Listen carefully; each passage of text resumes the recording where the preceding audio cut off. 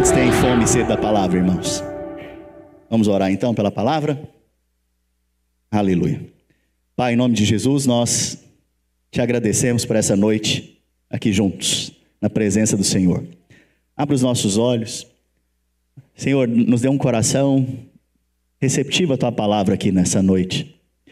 Coração ensinável, que aprende do Senhor por meio da palavra e do Espírito. Em nome de Jesus, amém. Glória a Deus. Alguns domingos atrás eu ministrei sobre o medo. Lembra quem estava aqui no culto que eu falei sobre o medo? Eu dei o exemplo de um momento em que Jesus vinha andando sobre as águas. Lembra desse exemplo? Existe na Bíblia um milagre que é chamado de milagre dos milagres. Por que ele é chamado assim? Porque ele é o que dá condições para você andar em milagres. Só para contextualizar, em João, nós vemos que o Senhor Jesus, ele começa a ministrar aos judeus. Porém, os judeus o rejeitam. A partir do momento que os judeus o rejeitam, ele começa a falar para os judeus em parábolas. E alguns pensam, né? Ele falava em parábolas para que ficasse mais fácil, para que as pessoas entendessem. Engano. Se você for ler a Bíblia diz que ele falava por parábolas para que ouvindo não ouvissem, vendo não vissem e não entendessem. Por quê? Porque os judeus o haviam rejeitado. Mais tarde, ele vai então para um alto monte e ali ele se assenta. E uma multidão se assenta com ele. Naquele momento, há um grande milagre acontecendo. Milagre da multiplicação dos pães e dos peixes. Depois desse momento, ele vai então passar para o outro lado. Ele manda então os discípulos num barquinho primeiro. E me parece, se você for ler o texto, que os discípulos não queriam ir. Mas ele os impeliu aí, ele direcionou eles aí, vai. Porém ele não foi. A Bíblia fala que ele foi para um alto monte novamente e dali ele orava. Isso aqui é uma figura dispensacional. Palavra bonitinha, né? Deixa eu te explicar. Jesus veio ao mundo, veio para os seus, mas os seus não o receberam. Mas aqueles que o receberam, ele deu o poder de se tornar o quê? Filhos de Deus, a saber, aqueles que se chamam pelo seu nome. Então ele veio para os judeus não receberam, rejeitaram. Quando Jesus vai multiplicar o pão e o peixe, ali é uma figura também. Que figura é essa? Dele agindo aqui na terra, fazendo milagres, sinais e prodígios. Mas quando ele envia os discípulos atravessar para o outro lado, num barquinho, o barco ali representa a igreja. E aqueles que estão dentro do barco somos nós, eu e você. A Bíblia fala que então ele foi para um alto monte, e nesse alto monte ele orava. Hoje o Senhor Jesus está no alto monte, nos céus, orando e intercedendo por mim e por você. A Bíblia fala que na vigília, na quarta vigília da noite, para você ficar mais situado aí no horário, é entre 3 da manhã e 6 da manhã, o barco estava sofrendo com a tempestade, e ventos vinham, né, e arremetiam contra o barco, ondas vinham, e os discípulos começaram a ficar com medo, com muito temor, amedrontados, na verdade. Isso fala de algo para nós hoje, porque o mar representa as nações na Bíblia, o mar representa o mundo. Hoje, eu e você estamos no barco, estamos no mundo, mas não pertencemos ao mundo. Vou falar novamente. Nós estamos no mundo, mas não pertencemos ao mundo. O barco é o que nos separa do mundo. E o que é o barco mesmo? A igreja, o corpo de Cristo. Como que o barco pode afundar? Se o mundo entrar na igreja. Se a água entrar dentro do barco. Por isso que nós não aceitamos que o mundo entre aqui dentro. Senão nós vamos perecer. Mas os ventos fortes falam de doutrinas, ensinos, filosofias humanistas, que muitas vezes são pregadas na igreja. E eles assopram e contam para você que tudo depende de você. E esse é um problema, porque a mensagem dos últimos dias é a mensagem do anticristo.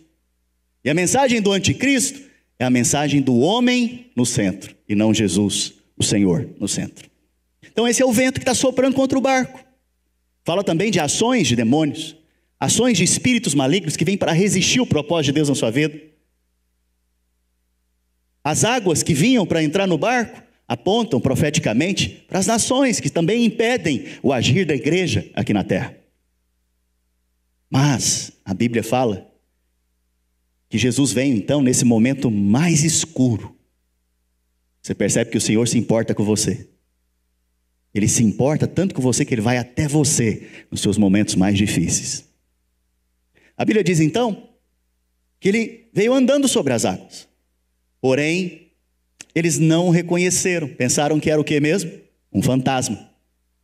Quem estava no culto que eu contei sobre essa mensagem, você está lembrando. Só estou fazendo uma introdução, não estou pregando ainda. Tenha paciência.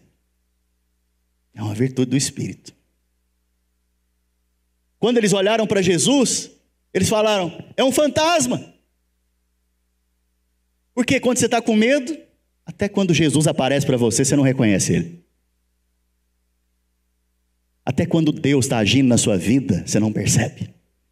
Por isso que o medo é um péssimo sinal de incredulidade. A Bíblia, então, nos fala que Pedro se levanta e fala, se é o Senhor, manda que eu vá até o Senhor. E Jesus falou, vem. E ele foi e andou sobre as águas. Alguém que já andou sobre as águas? Alguém? Ninguém levantou a mão. Pedro andou. Foi ousado. Mas a Bíblia fala que ele olhando para si e para as circunstâncias, afundou. Porque quando você olha para você, que é a mensagem humanista é o homem no centro, é o que você faz, é o que você pode. Vá 10 passos para você obter a sua vitória. Você consegue. Opa, essa mensagem é o homem no centro. Você vai afundar, filho, na sua fé. Você vai naufragar. Olhando para as circunstâncias, para o vento que assoprava, para as ondas que vinham, para a resistência, para a dificuldade, para as más notícias, afundou, começou a afundar. Mas Jesus graciosamente pega na mão dele, e ele levanta e Jesus entra no barco. O entrar no barco é uma figura profética da volta de Cristo. Jesus vai voltar para a igreja. Ele vai entrar no barco. Eu creio que está próximo. Mas abra sua Bíblia agora, em João, capítulo 6, verso... Deixa eu encontrar aqui. João, capítulo 6... Desculpa, Marcos, capítulo 6, verso 45. Marcos 6, 45. Projeta para mim, por gentileza. Marcos 6, 45. 52, verso 52.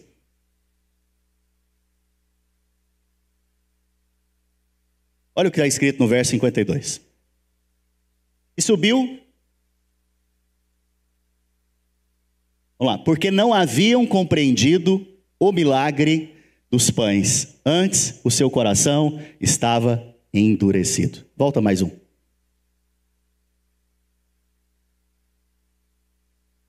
(51)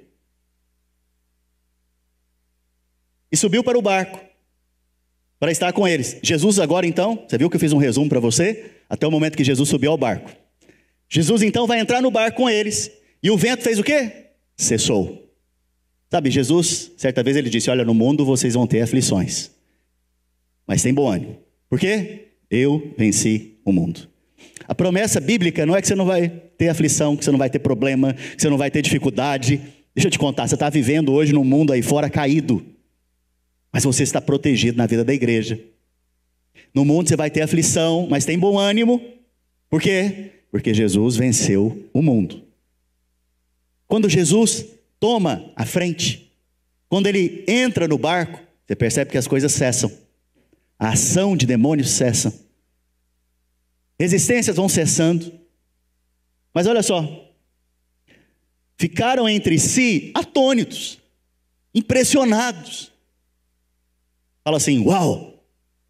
Aleluia. Foi isso que eles ficaram, foi assim que eles ficaram.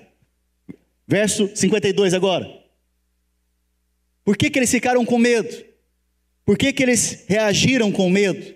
Por que eles reagiram diante das circunstâncias daquela maneira? Por quê? A Bíblia vai explicar para nós agora. Porque não haviam compreendido o milagre dos pães. What? O quê? Preste atenção, irmãos.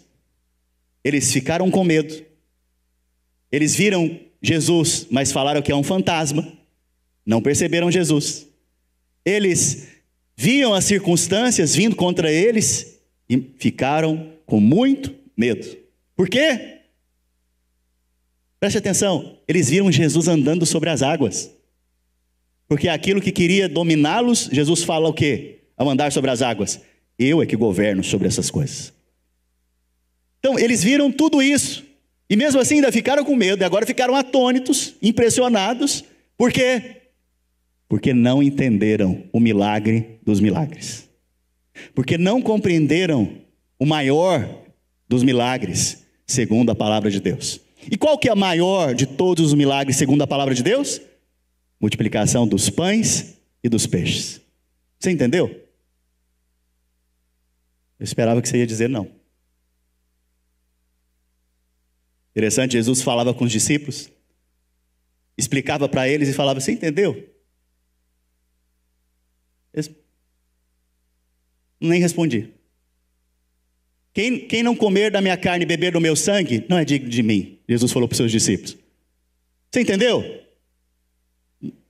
Não sei. Do mesmo modo aqui, irmãos, nós ficamos também perplexos, por quê? Está falando para nós que se você está agindo com medo hoje diante das circunstâncias, se você ainda tem medo diante das circunstâncias, diante das dificuldades, dos desafios que eles vêm, eles existem, se você ainda não aprendeu a descansar, não aprendeu a depender do Senhor, é porque você não entendeu ainda o milagre dos pães e dos peixes. Então nós temos que entender também o que significa esse milagre dos pães e dos peixes. Amém? Então vamos entender?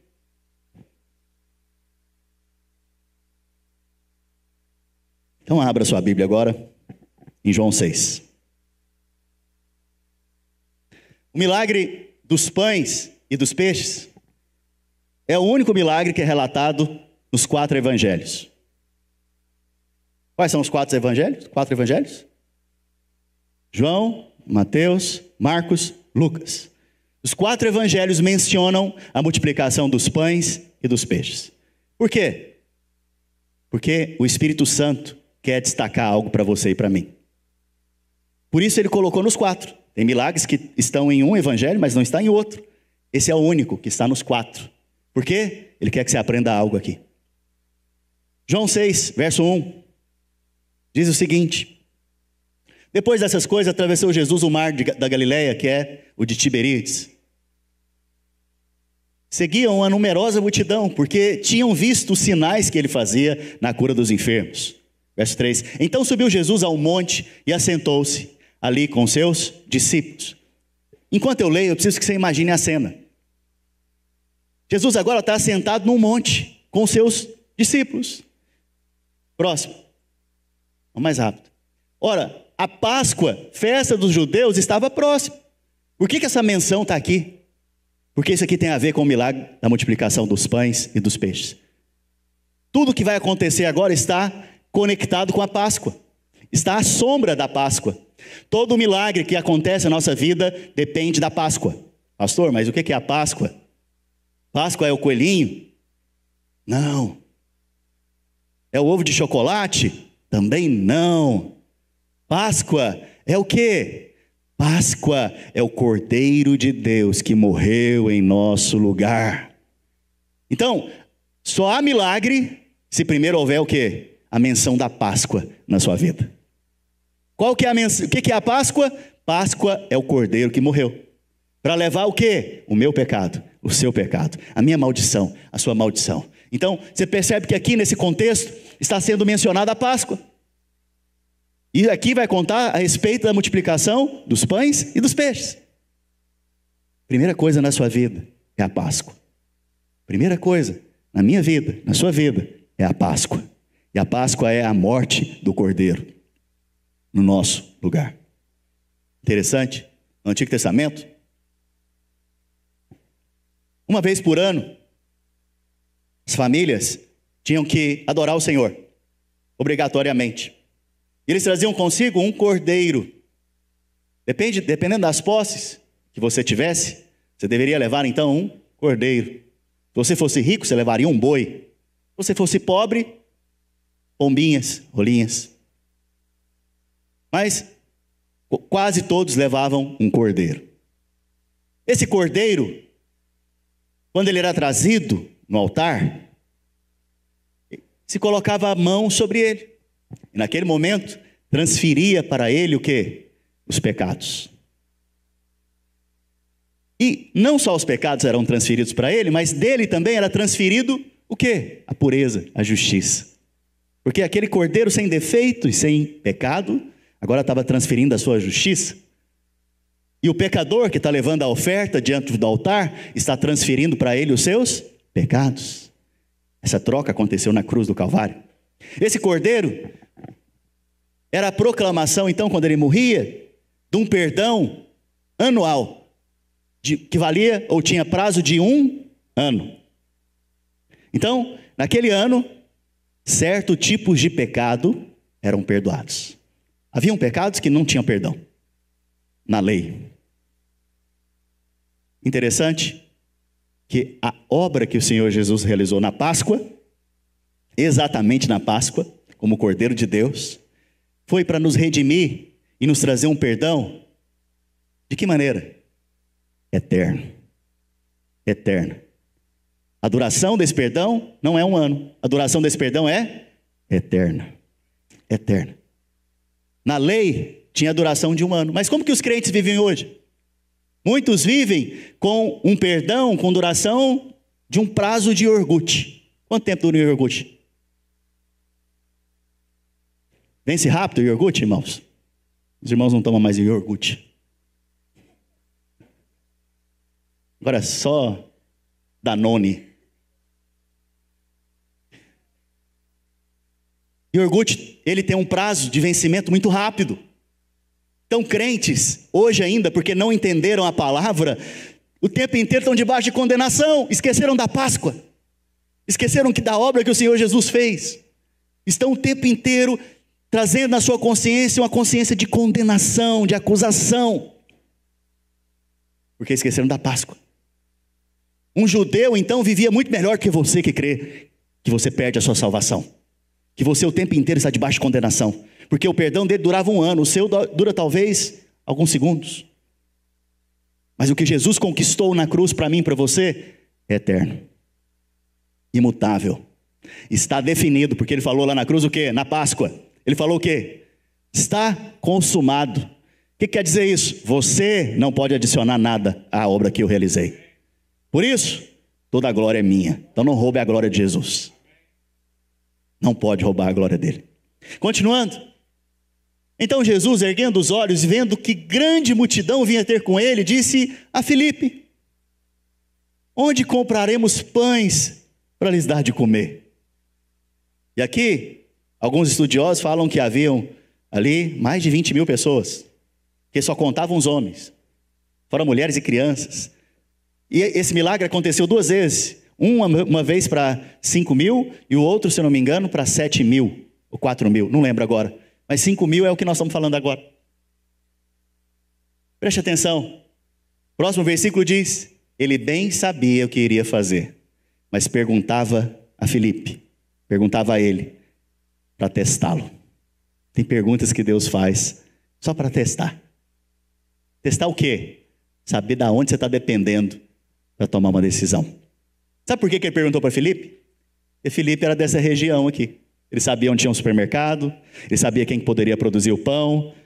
Então quando ele respondeu baseado no quê? No que ele conhecia, na sua própria experiência. E na experiência dele, ele diz o quê? Na resposta: nem 200 denários poderia saciar a fome desse povo. 200 denários são 200 dias de trabalho naquela época. Uma pessoa que trabalhou 200 dias, juntou 200 denários. Esse é o valor que ele estava calculando. Porque Filipe está olhando só para o natural, para as coisas naturais. Ao andar com Jesus, não dependa de coisas naturais, de respostas naturais, da sua experiência na região de Porto Santo Luz, pelo amor de Deus. A sua experiência que você tem nesse país, dependa do milagre que só Ele pode fazer. Muitas vezes o Senhor te faz perguntas para ver de onde vem a sua dependência, de você ou dele. Aqui ficou claro que Filipe dependia das circunstâncias. Continuando. Um de seus discípulos, chamado André, irmãos, André na Bíblia é o solucionador de coisas. Você não vê ele se opondo a nada. Sempre ele vem para trazer alguma resposta. Ele vem para estar junto na equipe, para motivar a equipe para estar junto. O André é o cara. É um discípulo que todo pastor queria ter. Jesus tinha o discípulo André, irmão de Pedro. Que inclusive trouxe Pedro para caminhar com o Senhor Jesus. E agora André está aqui, irmãos. E ele encontrou uma criança, um menino, a Bíblia diz. Menino novinho, com o quê? 5 pães e 2 peixes. E olha só. Está aí um rapaz que tem 5 pães de cevada e 2 peixinhos. Mas o que é isso para tanta gente? Continua. Disse Jesus, Senhor Jesus, faça o povo se assentar. Não é interessante? Ele já sabe o que ele vai fazer. Agora ele vai organizar o povo. E o povo vai se assentar. Por que ele não deixou o povo ficar de pé? Porque esse milagre aqui tem princípios espirituais. E cada detalhe dele é para você hoje. Primeira coisa, quem está sentado está descansando. Eu estou trabalhando, mas você está descansando. Você só pode se alimentar da palavra, que é o pão da vida, se você estiver descansando. Se você está sobrecarregado de coisas, com o coração dividido, com muitas coisas, seu coração está endurecido e a palavra não pode entrar. Por que eles não entenderam o milagre de andar sobre as águas? Porque o coração deles estava endurecido e eles não tinham entendido o milagre da multiplicação dos pães e dos peixes. Então descansa. Você tem um fardo na sua vida hoje? Lança ele sobre o Senhor Jesus. Se tem alguma preocupação no seu coração agora? Lança agora. Entrega para Ele. Descansa na presença dEle. Primeira condição, então, é descansar. Mas, o que você tem na mão hoje? Interessante isso, porque aquela criança tinha 5 pães e 2 peixes. Mas o que é isso para tanta gente? O que você tem na mão hoje? Um passaporte do Brasil. Mas o que é isso para ter um green card? O que você tem na mão hoje? Uma carta de negação. Uma porta fechada. O que você tem na mão hoje? Um não. Mas o que é isso? Para tamanha necessidade que você tem. Veja, o milagre todo tem a ver com necessidades. Quantos aqui tem necessidades? Alguém tem necessidade aqui? Se não tem, ora por nós. O milagre todo aqui, que nós percebemos então, tem a ver com necessidade. E Jesus está perguntando, agora, para você e para mim, o que você tem na mão? Eu só tenho essa formação nessa área aqui. Mas o que é isso para um país novo? O que é isso na minha vida? É nada. Para a necessidade que eu tenho, que é uma necessidade enorme, o que é isso? Nada. Não é interessante que Jesus aceita daquela criança 5 pães e 2 peixes? Porque o que você tem na mão hoje? Coloca diante do Senhor. Lembra da pergunta que eu recebi mais cedo? Entrega para o Senhor o que você tem na mão hoje. Entrega hoje. Entrega hoje, porque na sua mão não dá mesmo. Na sua mão é pouco. É quase nada. Para a grande necessidade que você tem. Mas na mão do Senhor, vou te dizer uma coisa. Isso pode suprir, não só você, suprir outros. ainda vai sobrar. Veja, continuando. Jesus organiza o povo. Porque se o povo ficasse em pé, a hora que começasse a surgir o pão ali, o povo ia começar a correr em direção para pegar primeiro, porque você sabe como é que é a gente. Sabe como é que é gente, né? Gente morde a gente. Então você imagina que o povo, a hora que ele visse aquele milagre acontecendo, a comida vindo, o que eles iam fazer? Correr em direção. Mas Jesus fala o quê? Sentem em rodas, se organizem. E começaram a se sentar. E os homens eram em número de quanto? 5 pães e 2 peixinhos para 5.000 homens, fora mulheres e crianças. Continua. Então Jesus tomou os pães e tendo dado graças, tendo dado o quê? Preste atenção. A nossa tendência natural é reclamar. Reclamar da conta do banco, reclamar, né, do trabalho, reclamar do chefe, reclamar do trânsito, reclamar. Mas esse é o espírito do mundo e nós não somos desse espírito. Comece a exercitar gratidão no seu coração, porque quem agradece sabe que não merece. Deixa eu te falar uma coisa. Quantos aqui trabalham? Você trabalha para alguém? Quantos aqui trabalham para alguém? Levante a sua mão. Glória a Deus. Quando você vai receber o seu salário, você chega no seu patrão, você se ajoelha, fala, muito obrigado. Você é uma bênção na minha vida. É isso que você faz? Por quê? Porque salário é dívida. Salário é dívida. Alguém te paga um salário de graça? Não. Mas deixa eu te dizer uma coisa. O Senhor, quando Ele te abençoa, e Ele te abençoa, é de graça. E todas as bênçãos que você tem hoje, vêm das mãos dEle. Das mãos dEle. O ar que você está respirando agora vem da onde? A sua vida está aqui hoje, em você, brotando, fluindo. Vem da onde? Dele. Tudo vem dele. Você foi criado por ele, para ele são todas as coisas. E o que você fez para merecer? Nada. O que você merecia? O inferno, o juízo eterno, viver separado de Deus. Nós merecíamos tudo isso, mas ele nos deu o que nós merecíamos? Não. Então hoje nós estamos melhor do que merecemos. E quem está melhor do que merece, quem recebe aquilo que não merece, o que ele tem no coração? Gratidão. Gratidão. A gratidão, então, é uma chave espiritual. Olha, o Deus do céu, que é Jesus Cristo, está agradecendo Deus Pai por causa de um pão que um menino deu. Na verdade, 5 pães. Veja, o milagre, que é um grande milagre aqui, o maior milagre que eu tenho dito para vocês, de multiplicação, só aconteceu porque envolveu primeiro gratidão. Agradece pelo que você tem na mão agora. Agradece pela sua esposa, pelos seus filhos, pelo seu marido. Agradece pelo trabalho que você tem, pelas finanças que você tem hoje na sua conta. Agradece ao Senhor pela saúde que você tem aí agora, pelos anos de vida que você já viveu. Agradece ao Senhor pelos irmãos que Ele tem te dado aqui nessa casa, pela família que Ele tem te dado aqui em Cristo.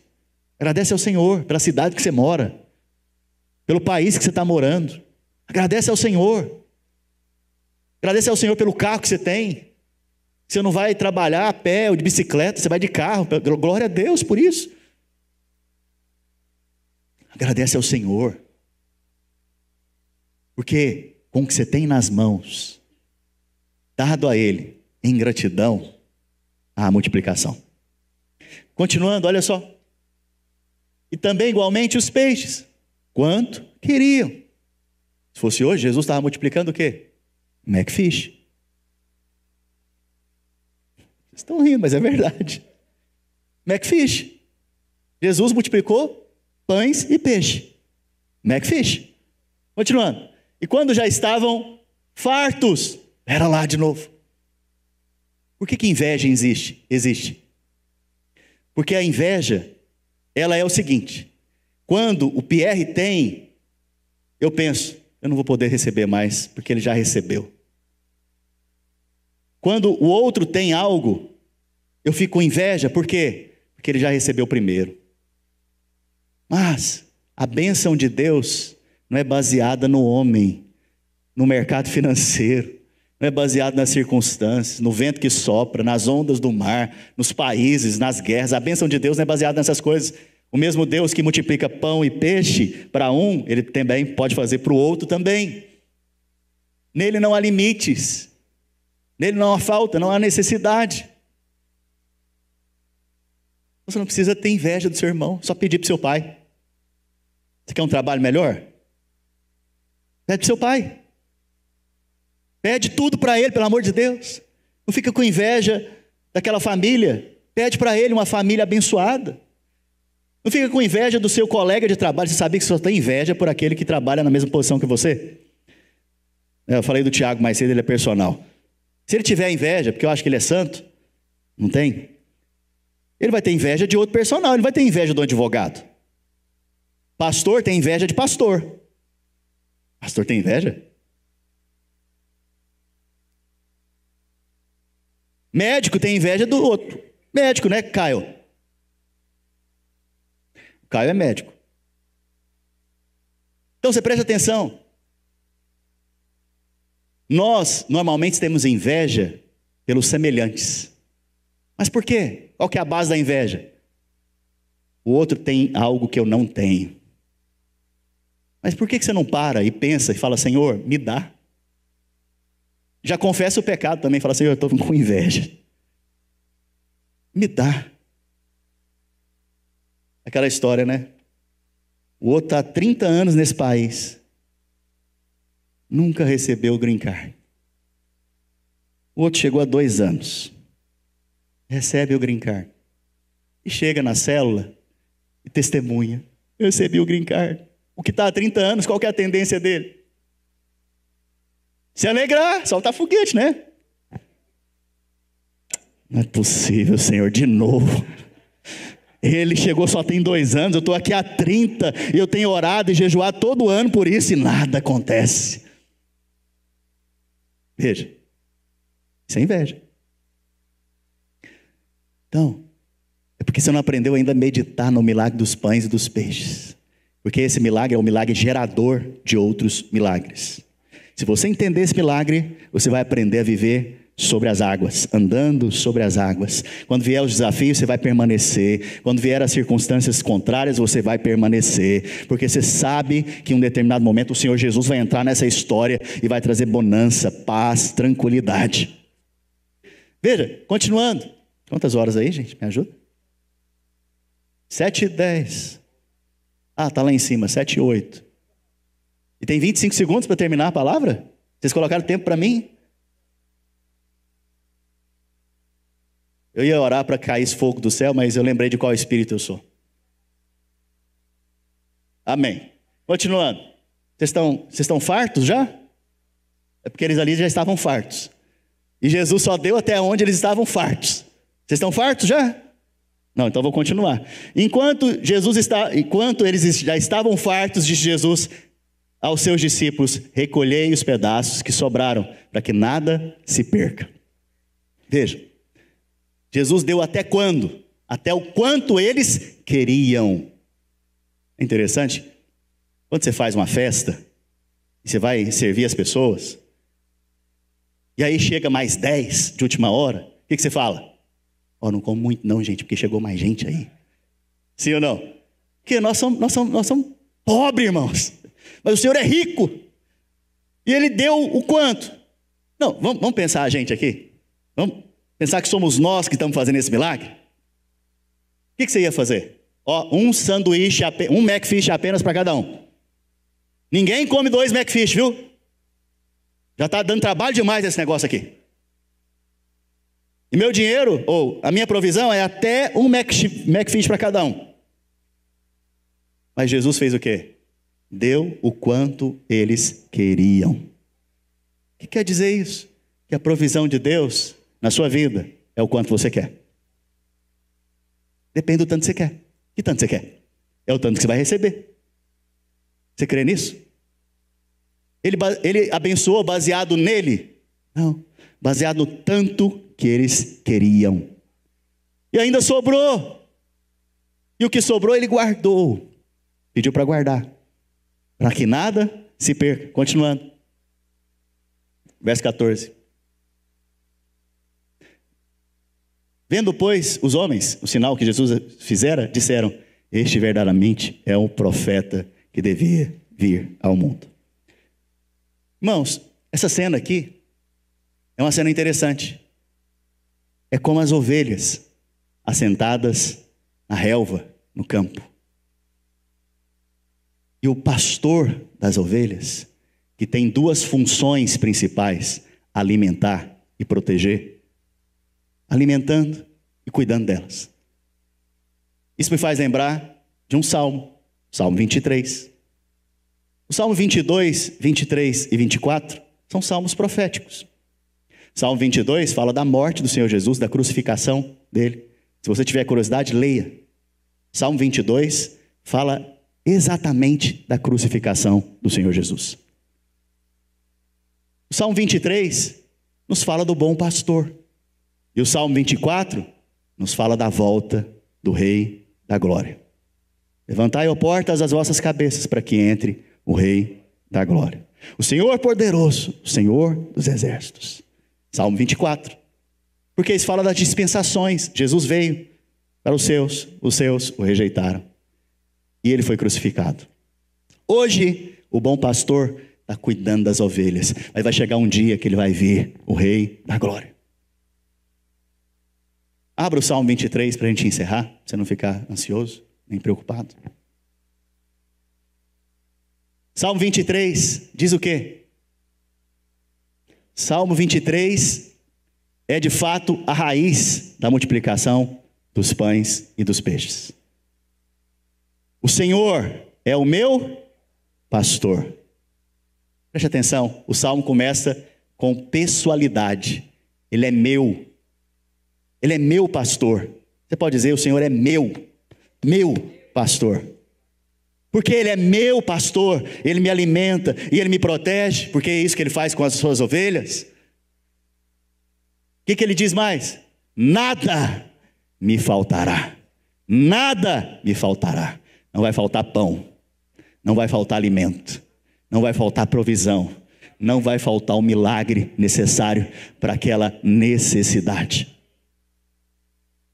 O que Ele faz mais? Verso 2: Ele me faz repousar, assentar em pastos verdejantes.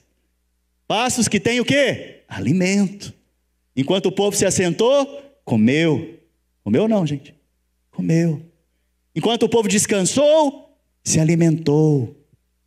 Ele me faz repousar em pastos verdejantes. E Ele também me leva às águas, junto às águas tranquilas.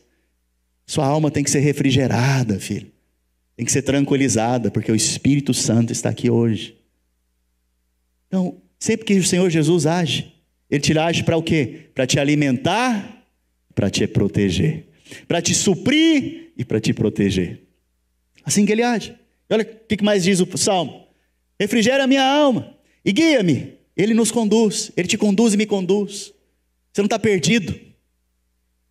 Você tem alguém que te conduz. A voz do pastor te conduz na sua semana, no seu dia a dia, na sua casa. Sacerdote, homem de Deus, a voz do Senhor conduz você. Não tenha medo, o Senhor conduz você. Você é o provedor da sua casa, mas na verdade é Ele que provê. Mas diante da sua família você é o provedor, mas olha para Ele, Ele é que provê. Guia-me pelas veredas de justiça por amor ao seu nome. Verso 4. O problema é que enquanto tudo está na mão dele, está tudo bem. Agora eu vou entrar em cena, você vai entrar em cena. E aí quando nós entramos em cena, nós vamos para onde? Ainda que eu ande, ande pelo vale da sombra da morte. Sai de cena, filho. Porque quando você entra em cena, nós vamos para o vale da sombra da morte. Dependa só dele. Ele te leva para as águas tranquilas, Ele te leva para os campos verdejantes, Ele te protege, Ele te guarda. E não queira tomar o lugar dele. Porque enquanto você trabalha, Ele descansa. Mas enquanto você descansa, Ele trabalha. Ainda que eu ande pelo vale da sombra da morte, ainda que eu esteja dentro do barco, o vento soprando, as águas batendo, o vale da sombra da morte, com medo de morrer, não temerei mal algum. Por quê? Porque eu entendi que é o meu pastor que me guarda, eu entendi que é Ele que me alimenta, eu entendi que é Ele que provê na minha vida, é Ele que me sustenta, não temerei mal algum. Por quê? Porque Tu estás comigo, Senhor. A Tua vara e o Teu cajado me consolam. Consolam. A vara é para consolar. Consolar. Consolar é levantar. Consolar é estimular você a permanecer. Esse é o consolo do Espírito. Continua. Prepara-me uma mesa na presença do meu adversário. Adversário significa Satanás. A palavra Satanás significa adversário. E o que Deus prepara na mesa? Uma mesa na presença de quem? Do seu inimigo. Que mesa é essa? É a mesa que nós partilhamos dela agora há pouco. Que mesa é essa? Que o cálice transborda. Que cálice é esse? É o cálice da nova e da eterna aliança. Olha só, unge a minha cabeça com óleo. Toda vez que nós nos reunimos, irmãos, a sua cabeça é ungida com óleo. O óleo fala do poder de Deus, do sobrenatural de Deus na sua vida, da sua incapacidade em você mesmo, mas na capacitação que Ele te dá para você viver a sua semana. Meu cálice transborda. Agora, para encerrar, quero encerrar com isso. Fica de pé. Aleluia. Glória a Jesus.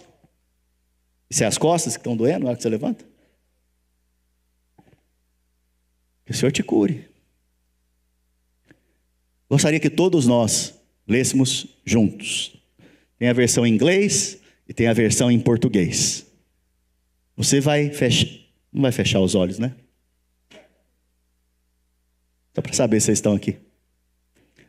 Vamos lá, 1, 2, 3 e... Bondade e misericórdia certamente me seguirão todos os dias da minha vida, e habitarei na casa do Senhor para todo sempre. Aleluia.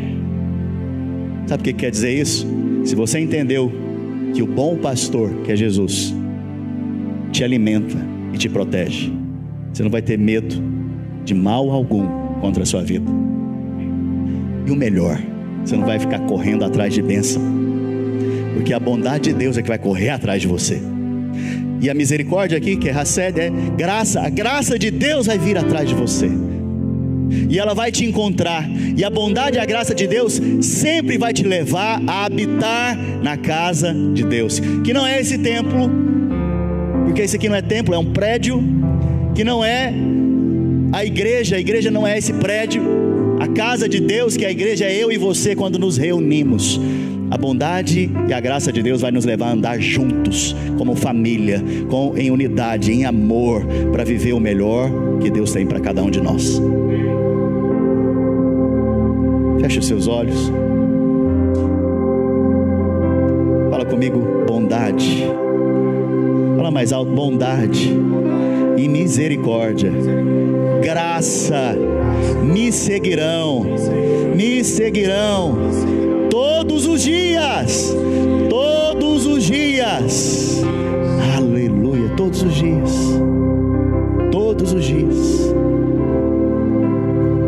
Oh Espírito Santo de Deus, que os meus irmãos tenham um coração aberto para receber do milagre da multiplicação dos pães e dos peixes. Que eles aprendam, Senhor, a se alimentar da palavra e praticá-la, colocá-la em prática na sua vida.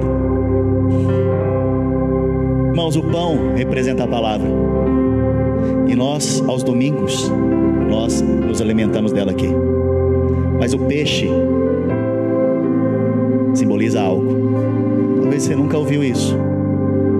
O peixe fala da prática da palavra na sua vida, a experiência com o pão na sua vida. Quando você sai daqui, você sai alimentado pelo pão, mas durante a semana, essa palavra vai produzir fé no seu coração, e essa fé vai produzir obras de fé lá fora. Esse é o peixe. O peixe aqui somos nós. em outras palavras, vivendo a palavra de Deus lá fora, no mundo.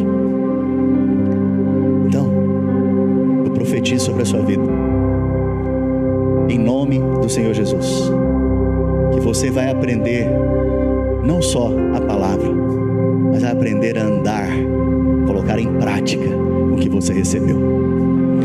Eu declaro que vocês vão experimentar da bondade e da graça de Deus todos os dias da sua vida, todos os dias. E aquele que estava cansado, hoje foi fortalecido pela palavra.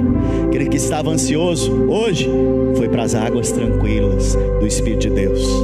Hoje mesmo, se você estava no vale da sombra da morte, o Senhor te tirou de lá. Hoje mesmo, Ele abriu uma porta de escape, uma porta de escape para você. Esteja em paz e no descanso, em nome do Senhor Jesus. Estenda a sua mão, o Senhor abençoe a sua semana. Pai, em nome de Jesus, te agradeço pela tua palavra. Pai, eu peço para que esse milagre da multiplicação dos pães e dos peixes seja visível na vida dos meus irmãos, na casa dos meus irmãos. Que eles se alimentem, Pai, no descanso da tua palavra. Que eles coloquem em prática, por meio da fé, a palavra. Que eles possam experimentar nesta semana de milagres extraordinários da parte do Senhor. Que eles possam ver milagres de provisão na casa deles, milagres de provisão da parte do Senhor. Pai, que eles possam ver, Senhor Jesus, com aquilo que eles têm na mão hoje, ó Pai, multiplicação em o nome do Senhor Jesus. Que eles possam ser usados como essa criança foi usada, ó Espírito Santo de Deus, como essa pequena criança foi usada. Eles possam ser usados, ó Pai, para liberar milagres extraordinários, para serem, ó Pai, canais de milagres extraordinários lá fora, em o nome de Jesus Cristo. Pai, eu abençoo os meus irmãos, declaro que eles são guardados, que eles são livres do mal, do maligno, do acidente, do homem de Belial, da mulher adúltera. Senhor, eles são guardados hoje em o nome de Jesus. Pai, eu declaro que eles são enviados lá para fora, ó Espírito Santo de Deus, enviados da parte do Senhor, com unção, com um cálice que transborda diante do adversário. O cálice deles transborda em o nome de Jesus, e a unção do Senhor os capacita em o nome do Senhor Jesus. Aleluia. Pode